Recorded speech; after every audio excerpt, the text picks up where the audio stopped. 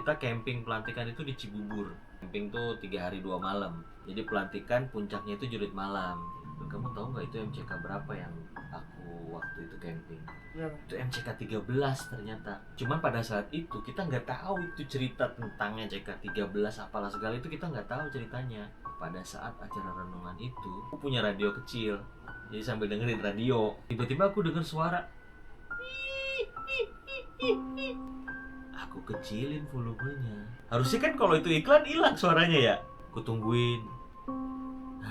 Nggak ada suaranya. Ternyata suaranya dari dalam. Aku buka tendanya. Aku masuk ke dalam. Gini biasa. Tapi matanya melotot, ngeliatnya ke atas gitu. Sambil ketawa.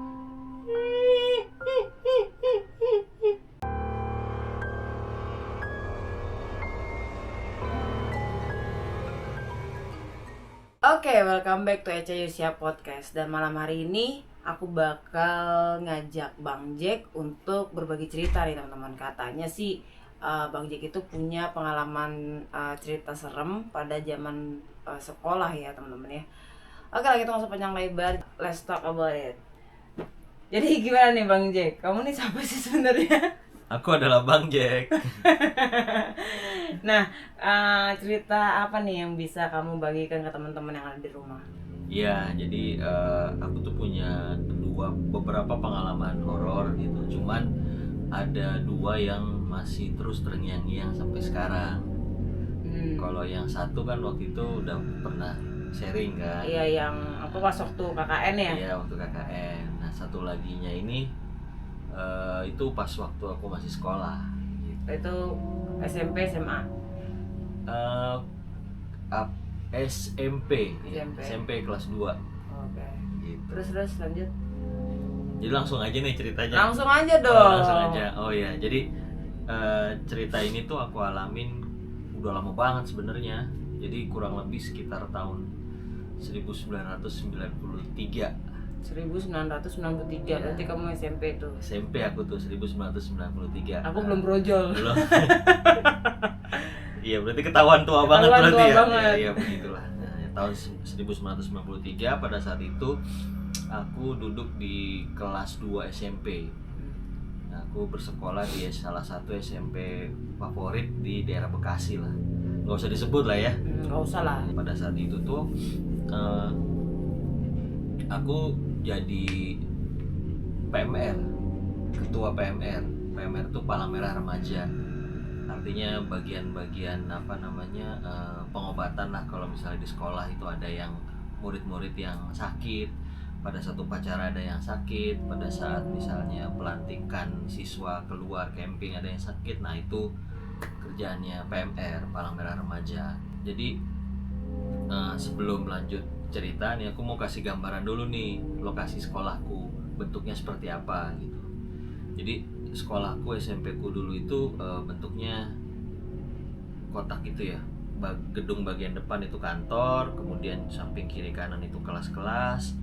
Di gedung tengah itu ada kayak kantin, kemudian koperasi. Nah, terus gedung belakang itu ada kelas-kelas lagi, dan paling belakang itu jajaran paling belakang itu ada kelas, dan di paling ujung itu ada bangunan 2 lantai. Lantai atasnya itu perpustakaan, lantai bawahnya itu sekretariat sekretariat ekstrakurikuler. Di dalamnya ada PMR, ada pramuka, ada OSIS waktu itu di situ semua. Nah, karena aku PMR, jadi otomatis aku tuh sering nongkrong di sekretariat gitu. Jadi kalau istirahat nongkrong di situ, terus kalau misalnya pulang sekolah nggak langsung pulang, kita nongkrong di situ, kita ngobrol gitu, misalnya ya semuanya lah, kegiatan dan sebagainya gitu. Nah, zaman itu kan belum ada gadget, handphone pun belum ada waktu itu, masih pakai telepon yang batangan itu pencet gitu, atau telepon umum pakai koin gitu. Itu kan kita belum ada gadget. Terus game-game online juga belum ada gitu. Zaman itu game itu hanya ada Sega, Nintendo gitu. Kalau game online kayak sekarang itu nggak ada. Jadi pada saat itu ketika kita berkumpul ya kita bermain atau cerita-cerita gitu. Dan pada saat itu kebetulan ada permainan horor yang cukup ngetren di sekolahku waktu itu, permainan jalangkung. Jadi cuman nggak semua siswa tuh berani karena mereka rata-rata takut. Kita di PMR itu ada satu orang nih yang penasaran gitu, pengen coba permainan jalangkung. Di ruang PMR itu kita coba main jalangkung. Nah, media permainan jalangkung kita waktu itu kita nggak pakai boneka, karena kalau kita bawa ke sekolah itu boneka jelangkung kan bisa heboh nanti guru-gurunya gitu. Jadi permainan itu kita pakai jangka. Tahu jangka? Tahu. Nah, yang segitiga itu yang buat Iya, buat lingkaran. Nah, kita pakai kertas, kemudian kertasnya itu dibuat lingkaran, digambar lingkaran pakai jangka, ditulis huruf, angka, terus iya, tidak. Jangkanya ditaruh di tengah. Nah, kita mainnya jangkanya itu kita pegang aja pakai telunjuk, dia nancep di kertas, kemudian kan ujungnya jangka tuh ada kayak pensilnya gitu kan. Nah, itu kita mainnya gitu. Mantranya juga sama seperti yang pakai boneka, jalangkung jalangse, di sini ada pesta gitu kan. Kalau misalnya datang beri petunjuk ya misalnya, nah itu kita main. Dan ya percaya nggak percaya sih, yang pada saat itu yang aku rasain tuh memang ada reaksi gitu, ada interaksi gitu di situ. Karena aku pernah coba itu, terasa jangkanya tuh jadi terasa berat gitu kan. Terus kemudian dia bergerak sendiri tanpa kita gerakan gitu. Kita main jelangkung, cuma kan katanya kalau setelah main jelangkung biar hantunya itu nggak netap di situ, ya ditutup pakai mantra lagi kan terakhirnya gitu. Nah, pada saat itu kita hampir bisa dibilang tuh sering lah main jelangkung di ruang PMR itu. Hampir setiap pulang sekolah, nggak langsung pulang ke situ, pasti main jalangkung. Dan ada aja yang datang ke situ gitu. Namanya kita tanya namanya, matinya kenapa gitu. Pada saat itu jadi seru gitu, bukannya serem gitu. Nah, setelah beberapa kali kita main, nggak ada masalah gitu. Hal horornya itu muncul ketika ada satu anak baru. Pada saat itu aku kelas 2, dia kelas 1 baru masuk. Dia baru masuk, terus wali kelasnya bilang ini anak memang fisiknya agak lemah, jadi sering sakit. Ya ceritanya pada saat itu ketika jam pelajaran, ini anak tuh kadang-kadang suka pusing, terus kemudian gak enak badan, dan alhasil dia dirawatlah di ruang PMR itu. Kita nggak mikir apa-apa, mikirnya pertama ya biasa aja gitu, nih anak dirawat di ruang PMR itu.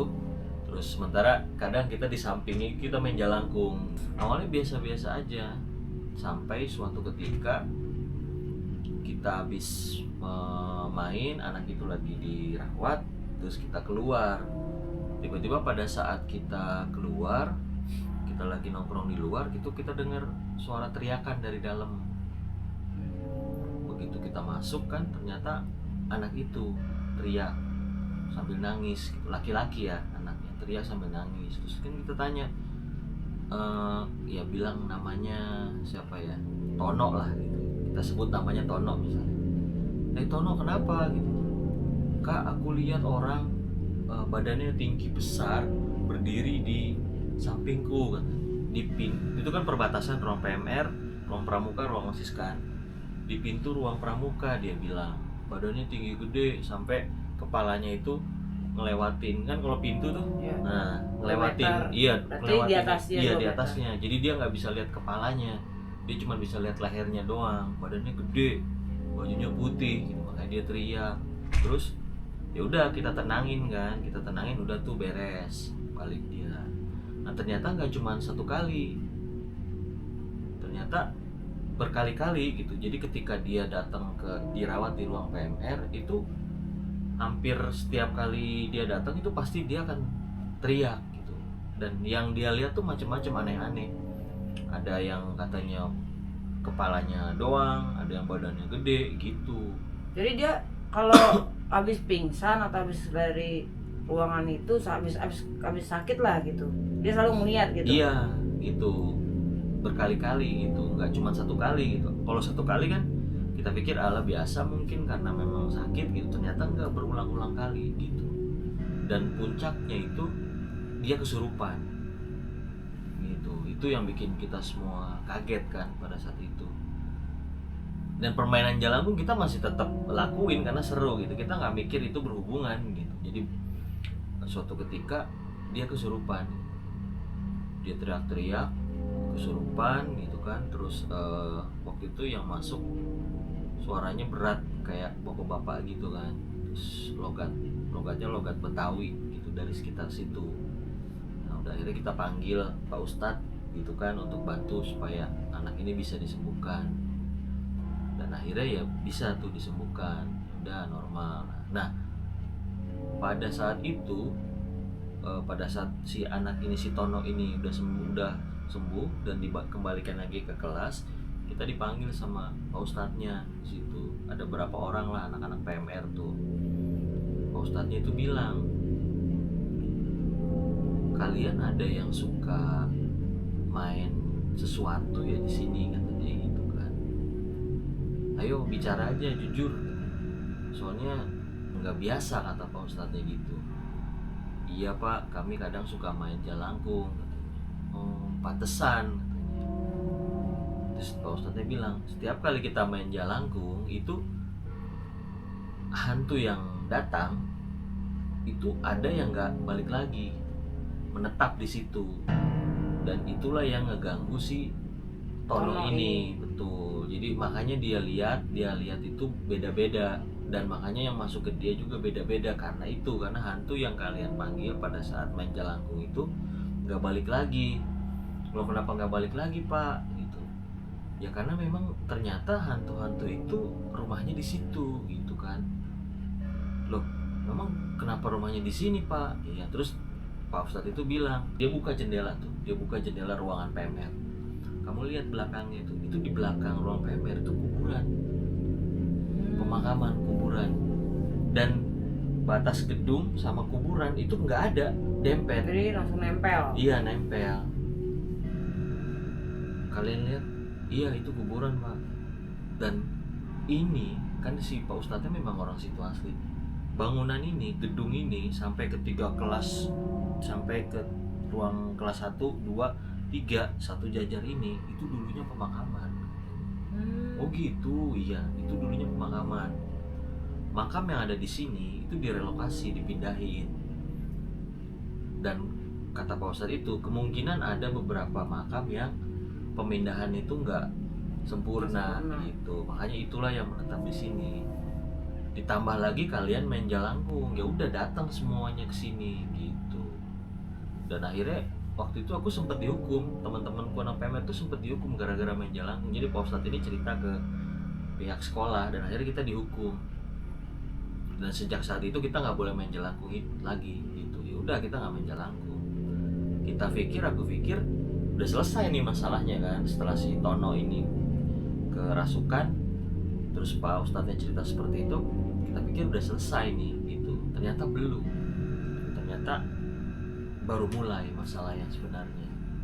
Nah puncaknya itu pada saat itu aku kan sekolah masuk pagi kan, cuman karena aku PMR kadang piket jaga sampai sore gitu. Setiap hari ada yang jaga sampai sore. Nah pada saat itu kondisi hujan deras. Aku sama teman-temanku lagi jaga di ruang PMR. Ada 3 atau 4 orang lah gitu kan. Kita nggak main Jalangkung, udah nggak pernah lagi tuh. Biasa aja lagi ngobrol-ngobrol. Nah ruangan PMR, kelasnya si Tono itu pas banget di samping ruang PMR. Jadi ruang PMR sampingnya kelas si Tono, sampingnya ada kelas lagi, sampingnya ada kelas lagi. Itu satu jajar tuh bangunan. Nah pada saat kita lagi ada di ruang PMR dengan kondisi hujan deras, itu kita dengar teriakan dari samping, dari ruang kelas di samping ruang PMR. Kelas 1 tuh. Kelas 1 semua tuh di situ. Dan ada salah seorang anak yang nyamperin, kakak tolong gitu. Ada gurunya juga nyamperin, tolong bantu. Begitu kita masuk, kita lihat, aku jadi kayak keingetan film Bangku Kosong. Jadi si Tono itu di bangkunya itu lagi gitu. Lagi ternyata dia kerasukan gitu kan. Iya, begitu kita pegang si Tono, tahu-tahu ada teriakan lagi dari kelas yang sama tapi beda tempat gitu, kondisinya sama gitu. Wah gitu. Kan kita cuma berempat ya, 2 orang megang si Tono, 2 orang ke tempat yang sana. Begitu disamperin yang sana, ada lagi kerasukan. Jadi kesurupan massal. Kesurupan massal. Akhirnya hampir semua kelas itu kerasukan. Panik kan? Wah, pada asli itu kenapa nggak bisa aku lupa ya, karena massal itu banyak gitu. Jadi hampir semua yang ada di kelas itu kerasukan. Mulai tuh gurunya ke depan manggil guru-guru yang lain, baru tuh pada datang guru-guru yang ada di standby di situ. Itu kondisi hujan. Akhirnya si Tono kita angkut bawa ke ruang PMR. Kan di ruang PMR tuh bisa ngerawat 3 orang lah ya. Terus 3 orang yang kesurupan itu kita taruh di ruang PMR. Sisanya yang kesurupan itu kita taruh di atas meja. Di atas meja-meja meja-meja kelas gitu. Itu kamu bayangin, banyak banget, satu kelas itu isinya 48 kalau nggak salah. Itu setengahnya lebih itu kerasukan.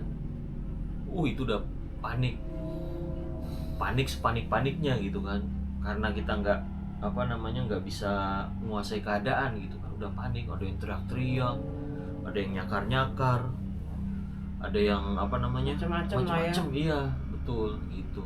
Dan akhirnya Pak Ustadz itu dipanggil lagi, cuman Pak Ustadz juga kewalahan gitu karena saking banyaknya. Dan itu nggak cuma satu kelas, ternyata ngerembet ke kelas berikutnya gitu. Begitu si Tono itu dimasukin ke ruang PMR dirawat, itu ngerembet ke kelas berikutnya. Jadi 3 kelas itu hampir semuanya kesurupan, kerasukan gitu. Coba kamu bayangin, panik-paniknya gitu. Pada saat itu kita tuh udah kondisinya hujan, kesurupan massal, guru-guru yang ada di situ juga udah panik. Akhirnya Pak Ustadz ini manggil lagi teman-temannya gitu. Datanglah ke sekolahanku tuh. Dia bilang, Tono jangan ditaruh di ruang PMR. Kalau dia ditaruh di ruang PMR itu makin kuat katanya. Entah maksudnya apa ya, maksudnya pengaruh jinnya gitu, aku nggak tahu. Akhirnya si Tono dikeluarin, dipindahin, dia dipisah sendiri. Dia sendiri itu yang coba ngobatin, ngeluarin jinnya itu mungkin 3-4 orang teman-temannya Pak Ustadz gitu. Yang lain masing-masing kelas gitu. Itu kejadian jam, kalau aku nggak salah itu sekitar jam 3 sore menjelang asar lah gitu kan. Dan baru selesai jam 9 malam. Itu orang tua murid juga udah beberapa ada yang datang gitu kan. Itu pokoknya heboh lah. Kalau mungkin yang sekolah sama denganku tuh mereka tahu gitu kejadian itu sempat bikin heboh satu sekolahan karena hampir 3 kelas kerasukan massal gitu. Dan sumbernya dari si Tono itu gitu. Awalnya dia yang pertama kali kerasukan sampai akhirnya semuanya nyebar. Nah terus setelah kejadian itu kan dari jam 3 sore menjelang asar sampai jam 9 malam itu ya kita standby di situ. Benar-benar kita pastiin gitu bareng sama Pak Ustadz, itu benar-benar kita bantu yang kerasukannya gitu. Dan ya memang alhamdulillah sih bisa keluar semua gitu kan. Cuman si Tono ini aja yang memang agak lama prosesnya. Nah itu ya pengalaman yang horor banget sih menurutku gitu. Dan ya aku pikir sampai situ selesai ya. Ada lagi nyambung lagi kan. Mereka ini kan kelas 1 ya. Mereka ini kelas 1 kan. Kalau misalnya zamanku dulu tuh itu masuk ada orientasi, kemudian belajar, terus nanti ada pelantikan pramuka, biasanya keluar camping. Nah pada saat itu kita ada juga kegiatan itu untuk anak-anak kelas 1 tuh. Nah cuman karena kita tahu nih si Tono ini kondisinya seperti itu sempat kita larang gitu. Udah kamu gak usah ikut, nanti kamu pelantikan susulan aja di sekolah. Tapi anaknya nggak mau, dia pengen tetap ikut gitu karena dia ngerasa sehat, dia pengen ikut. Sampai orang tuanya pun bilang ke guru nggak apa-apa dia ikut, insya Allah karena emang anaknya pengen ikut gitu kan. Nah dari situ kita udah mikir nih, waduh ini kayaknya harus ekstra hati-hati nih kalau dia ikut gitu kan. Cuman ya it's okay lah gitu, ikut aja. Nah akhirnya tibalah pada itu setelah kejadian kesurupan massal itu, kalau nggak salah tuh sekitar 1 atau 2 minggu kemudian, nah, kita berangkat camping. Kita camping pelantikan itu di Cibubur. Di itu Jambor ya? Iya, di apa namanya Bumi Puperta Cibubur gitu di sana. Udah singkat cerita, kita camping lah di sana. Camping tuh 3 hari 2 malam. Malam pertama tuh nggak ada masalah gitu. Nah terus kan biasanya kalau camping itu kan ada jurit malam ya. Jadi pelantikan puncaknya itu jurit malam. Jadi masing-masing siswa keliling, dibagi beberapa pos. Di pos itu ada challenge, ada tantangan, ada tugas yang harus mereka selesaikan. Nah itu pun sama, kegiatan itu di malam kedua itu jurit malam. Jadi setelah api unggun jurit malam gitu kan. Pada saat itu kita juga udah bilang ke Tono, guru juga ada yang bilang, Ton udah kamu nggak usah ikut jurit malam, kamu di sini aja di tenda. Tapi tetap anaknya nggak mau, tetap kekeh, tetap maksa gitu, karena memang dia pengen jadi pramuka pada saat itu tuh, makanya dia pengen ikut gitu. Ya udah kalau kayak gitu kan, karena emang kemauan dia, ya akhirnya diizinkan oleh guru. Nah singkat cerita, sebelum api unggun itu kan maghrib tuh kan nih, kita siap-siap bersih-bersih gitu kan. Nah terus ada yang lihat si Tono ini ke MCK. Loh, kamu tahu nggak itu MCK berapa yang aku waktu itu camping? Berapa? Itu MCK 13 ternyata. MCK 13. Cuman pada saat itu kita nggak tahu itu cerita tentang MCK 13 apalah segala itu, kita nggak tahu ceritanya. Yang pasti kita camp di sini, kebagian MCK-nya 2, 13, 14 gitu. Cuman karena dekat ke 13 ya kita seringnya ke 13 gitu. Itu kan terkenal banget angker tuh. Nah itu makanya kan aku taunya belakangan ini setelah gede. Pada saat itu nggak tahu sama sekali gitu. Cuman yang aku ingat tuh MCK 13 gitu. Udah nggak mikir apa-apa, nggak mikir aneh-aneh gitu. Cuman begitu kesini ingat-ingat, oh iya pantas aja MCK 13 kan emang yang terkenal angker kan di Puperta itu kan. Oke, balik lagi ke cerita. Nah singkat cerita, pada saat maghrib itu si Tono ke MCK. Dia pergi sendirian ke MCK.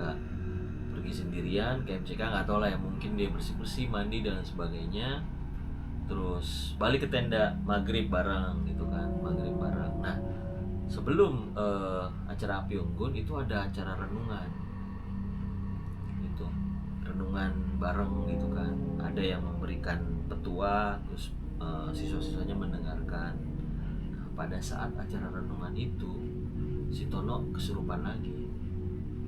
Jadi di saat yang lainnya diam, tiba-tiba dia teriak sekenceng-kencengnya, ketawa sekenceng-kencengnya, terus nangis, dan suaranya berubah, suaranya jadi perempuan.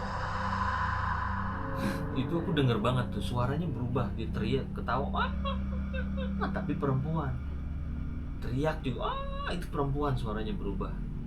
Sambil biasa, gitu matanya melotot. Panik kan. Jadi yang ngerasukin dia nih banyakan perempuan. Banyak. Tapi enggak ya, pas di sekolah sih laki-laki ada, karena suaranya laki-laki. Iya, yang di Kalau yang di Cibubur itu perempuan gitu. Nah itu dari situ kita mikir, astagfirullah, kejadian kan. Kita ngomong anak-anak PMR tuh. Ya udah, begitu kerasukan itu langsung dipisahin gitu. Peserta ke sebelah sana dia dipisahin, dia langsung dimasukin ke tenda PMR.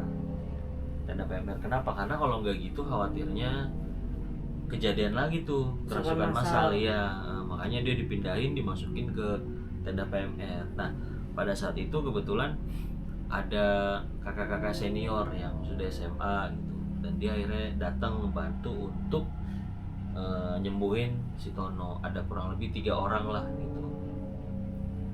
Itu kejadian kan setelah Isya ya. Jadi yang lain api unggun, kakak-kakak itu ngebantuin buat nyembuhin si Tono. Kita PMR di luar dampingin gitu. Itu aku denger kok suaranya teriak-teriak. Ya pokoknya kayak yang marah lah gitu. Ngapain kalian di sini? ganggu saya, ini tempat saya katanya. Yang perempuan itu ngomong, mati kalian semua, kayak gitu-gitu. Serem ya gitu ya, anak SMP denger kayak gitu. Iya, serem lah. Serem. Nah terus gak lama kemudian udah tuh nggak ada suaranya. Kakak senior itu keluar, udah tenang aja, udah insya Allah Tono udah aman, udah tenang, udah berhasil keluar jinnya, dia lagi istirahat, kata kakak itu gitu kan. Itu udah malam, udah menjelang jam 11 lebih itu pada saat itu. Terus dia bilang, ya udah kakak mau ikut jurit malam ya, kalian jaga di sini gitu. Oh iya kak gitu. Nah terus kan kita tuh PMR kan karena jurit malam ada beberapa pos. Nah kita PMR itu kan dibagi-bagi, pos pertama berapa orang, pos kedua berapa orang gitu kan. Nah jumlah kita itu ngepas gitu, artinya nggak ada yang jaga di tenda. Nah mau nggak mau kan harus ada yang jaga karena ada si Tono ini kan. Akhirnya kita diskusi gitu. Dan apesnya aku yang disuruh jaga. Udah lu aja yang jaga, lu kan ketuanya. Ketua kan emang cuma patrol doang. Udah lu jaga aja, nggak usah patrol, nanti yang patrol gampang siapalah gitu kan, kata mereka tuh teman-temanku. Ya udah, karena kondisinya seperti itu ya akhirnya aku jaga gitu dengan perasaan yang dak-dikduk gitu, was-was gitu. Nah sebelum pergi si kakak ini bilang, ini insya Allah si Tono ini udah aman, tapi seandainya dia kerasukan lagi, gak usah takut, gak usah panik, cukup pegang jempol, tekan ya, pencet jempol kakinya sambil baca doa yang kamu bisa, kata kakak itu begitu. Oh gitu kak, oh ya udah oke gitu kan. Ya udah, akhirnya jam 11:30 jurit malam tuh mulai. Jam 11:30 jurit malam tuh mulai.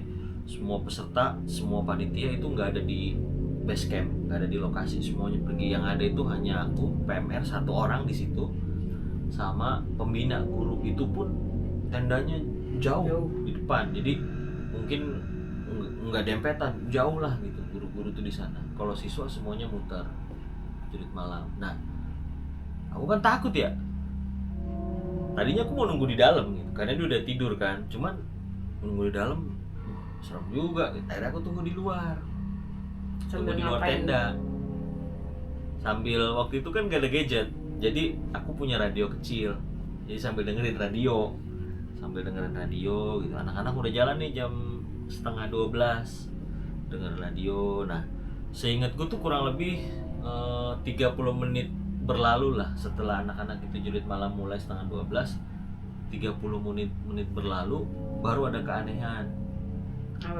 Keanehannya berarti kan kalau 11:30 kurang lebih jam 12-an ya kan, jam 12 malam tuh. Jadi keanehannya aku lagi dengerin radio lagu, tiba-tiba aku dengar suara gitu kan. Masa musik ada kayak gitunya, ini iklan atau apa sih, gue bilang gitu. Aku gedein, aku tungguin gitu, nongol lagi suaranya. Kok ada lagi, gue bilang gitu kan. Aku kecilin volumenya. Harusnya kan kalau itu iklan hilang suaranya ya. Aku kecilin volumenya, aku tungguin, nggak ada suaranya. Taunya nongol lagi gitu. Padahal itu udah kecil. Terus aku nggak, waktu itu aku dari mana suara ya? Aku tengok kanan, lapangan, aku baru ngeh, ternyata suaranya dari dalam. Suara ketawa cekikannya dari dalam. Si Tono dari dalam. Cuman aku waktu itu kan sendiri posisiku. Aku tadinya mau kabur ke tempat pembina, tapi kalau aku kabur, aku khawatir dia kenapa-napa gitu kan. Jadi mau nggak mau tuh aku berani-beraniin, buka tendanya, gitu kan. Buka tendanya, aku masuk ke dalam. Kan gelap ya, bawa lampu kecil gitu aku masuk. Si Tononya tidur gini biasa, tapi matanya melotot. Tidur, cuman matanya melotot, ngeliatnya ke atas gitu. sambil ketawa gitu. Itu berkali-kali aku liatin gitu lagi gitu. Wah itu udah Stres sih kamu udah bukan stres lagi, takut banget itu. Cuman nggak ada pilihan lain, aku langsung aduh merinding langsung inget kata si kakak senior itu, kalau dia kayak gitu lagi pencet ujung kakinya. Aku ragu tuh, aku pencet apa aku kabur gitu kan, karena dia terus-terusan sambil sesekali kadang dia ngeliat ke aku gitu, matanya melotot ngeliat ke aku gitu, posisinya tiduran gitu kan. Wah stres, jadi aku nggak mau ngeliat, gua nggak mau ngeliat dah. Pokoknya yang penting gue denger kata si kakak senior, aku pencet kuku kakinya cuy, sekenceng-kencengnya aku pencet sambil aku baca doa yang aku bisa ya, semua doa aku baca dah, ayat-ayat Quran juga yang aku bisa aku baca, aku pencet. Pertama kali mungkin sekitar 10 detik pertama itu masih ketawa, 10 detik pertama masih ketawa, 20 detik pertama masih ketawa gitu. Mungkin masuk ke 30 detik kedua udah nggak ada suaranya, hilang. Alhamdulillah gitu kan, alhamdulillah. Ternyata bener nih kata kakakku nih, kayak kata kakaknya gitu. Baru aku ngomong gitu, muncul lagi suaranya. Kok kenceng banget aku bilang gitu kan. Begitu aku lihat ternyata dia bangun cuy. Dia posisinya bukan tiduran, tapi posisinya bangun, matanya melotot, nyengir sambil nunjuk aku gitu. Gitu. Wah, gila itu ketakut banget. Anjir, bukan kaget. Astagfirullahaladzim. Udah itu langsung aku tinggal. Aku kabur. Iya. Aku kabur, lari kenceng-kencengnya ke tempat tendanya guru. Pak, Bu, tolong gitu kan, panik kan. Tolong kesurupan, langsung datang semua tuh guru-guru, ada berapa orang gitu, ada 3 orang gitu langsung datang. Posisi masih begitu masuk dia langsung ambil marah gitu, ambil kesurupan gitu kan. Akhirnya karena nggak ada yang bisa ngobatin, mau nggak mau si kakak itu dipanggil lagi gitu, datang situ diobatin, keluar gitu. Nah itu juga lumayan lama itu, aku nungguin di luar pada saat si Tononya diobatin kan, dia teriak-teriak lagi kan, ketawa cekikikan, nangis gitu. Akhirnya setelah sekian lama bisa dikeluarin gitu. Itu kita berapa lama tuh pas dikeluarinnya tuh?